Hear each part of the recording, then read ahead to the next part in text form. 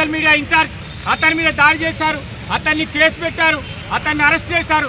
తక్షణమే దీనిపైన న్యాయ విచారణ చేయాలని ప్రభుత్వం దీన్ని సుమోటోగా మరి కోర్టు స్వీకరించాలని మరి ఇక్కడ మరి అప్రజాస్వామికంగా ఉన్నటువంటి ఝాన్సీ రెడ్డి గారు సాక్షాత్తు పోలీస్ స్టేషన్లో కూర్చొని పోలీసు అధికారులను దుర్భాషలాడి మా కార్యకర్తల మీద అక్రమ కేసులు బనాయించే వరకు వారు అక్కడే ఉన్నారంటే ఏ విధంగా పోలీసును తన చుట్టంగా వాడుకుంటుందో మీరు ఒకసారి ఆలోచన చేయాల్సిందిగా జర్నలిస్ట్ మిత్రులకు, ప్రజలకు, ప్రజాస్వామ్యవాదులకు మేము విజ్ఞప్తి చేస్తున్నాం.